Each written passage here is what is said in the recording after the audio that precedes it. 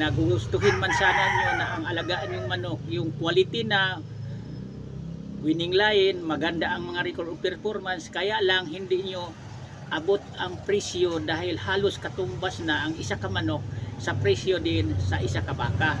Lalong lalo na kung sa mga farm na sikat, kilalang kilala na ang kanilang mga manok, mga magandang record of performance, mga winning line. Ang gagawin nyo, pag-ipunan nyo, bumili kayo sa gire-reject nila.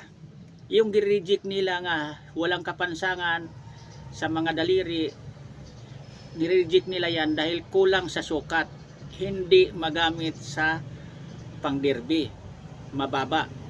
Walang problema yun kung mababa. Ito ituturo ko sa inyo.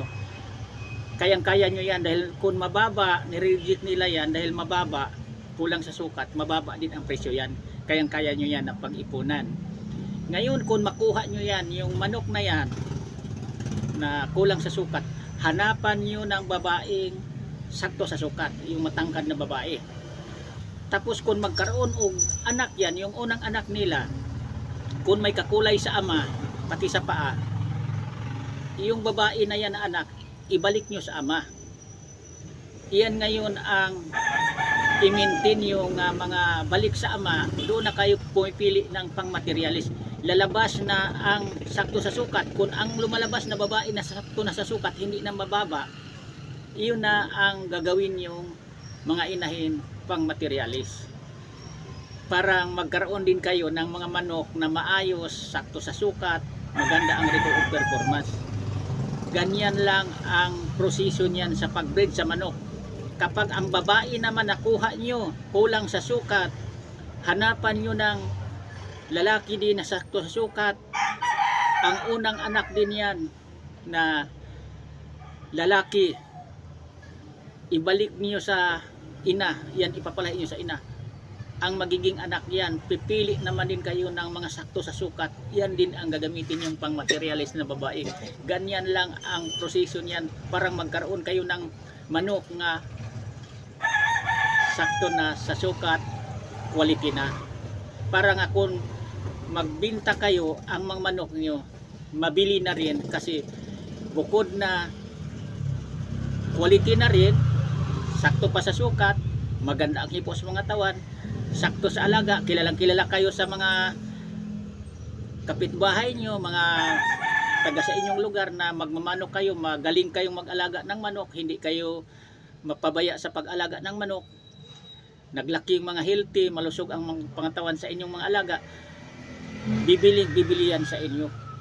Iyan ang pinaka-importante. Huwag kayong magsimula sa mga mababang uri sa pagka-quality, mga lahi lang ng may pagka-native. Okay lang din yan, kailang ang presyo. Ang hinabol natin ngayon na mahal masyado ang bilihin sa pagkain ug vitamin sa alagang manok, tapos pag magbinta tayo, murang-mura lang ang presyo sa ating gialagaan na manok, na samantala ginagastusan man natin, mahal ang pinapakain natin. Kaya yung iba magtaka nga, ang mahal ng pinapakain ko sa alaga kong manok, bakit bibilhin mo lang ng mababang presyo? Siyempre din, nagkadepende kasi sa manok, kasi lagi kong sinasabi sa inyo, hindi porkit manok magkaparehas ang presyo. Walang pinagkaiba yan sa sasakyan o sa motor. Nagkadepende yan sa brands o sa pisa sa motor. May murahin na pisa, mayroon na mahalin na pisa. Ganon din ang manok. Kung may manok ka ngayon na mahalin na materialis, tawagin, pinakapisa mo, may mahalin ka rin na lalaki babae na pagparisin mo, siyempre ang nagiging mga resulta sa mga anak niyan, may kamahalan din.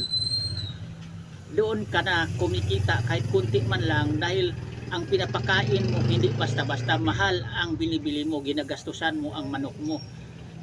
Kailangan din kikita man lang kahit kunti na sa pagpili natin, nasa linya da sa isa ka manok. Yan totoo, ipapaliwanag ko sa inyo. Kasi kung ang manok nga native, Tagalogin, iyan ang pakainin nyo ng mga mahaling pagkain, tapos ibibinta nyo yan, luging-lugi talaga kayo.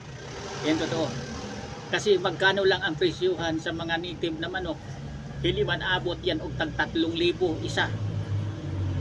Ang manok nga, kapag pagdating ng 7 months, dapat yan, pinakababang presyohan yan, 2.5 o 3,000, 3.5. Para nga, nababawi nyo ang inyong ginagastos na pagkain o vitamins, tapos, kahit kumikita man lang konti, at least hindi nalulugi.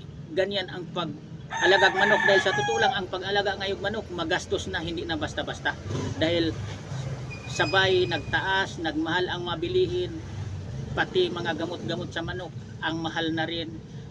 Kailangan din, ang gagamutin mo nga manok, alagaan mo, pakainin mong mga mahal na pagkain, kailangan, mga mahalin na rin, na linyada, dugo, o ori sa isa ka manok, dapat mag-quality ka na. Ang pagkain sa native, o pagkain sa quality na manok, parehas lang ang gastos niyan. Yan totoo. Yan lang, sana mayroon kayong kunting makulot at matutunan na mga kapwa ko, mga baguhan, kayong nag-alagang manok. Kailangan, pag-isip-isipan nyo ng mabuti. Bakit? Kung bibili kayo ng pagkaig manok, sobrang mahal. Pag magbinta kayo, bakit? Bibilhin lang ng mura ang manok nyo. Nagkadepende kasi yan sa quality o sa linyada sa isa ka manok. Yan lang. Maraming salamat ulit sa pagpunod. Thank you. Bye.